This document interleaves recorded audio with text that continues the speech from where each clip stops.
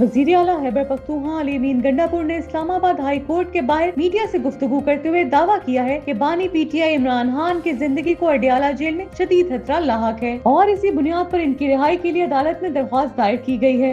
अली अमीन गंडापुर का कहना था कि इमरान खान उम्मत मुस्लिमा के लीडर हैं और इनकी रिहाई वक्त की जरूरत है।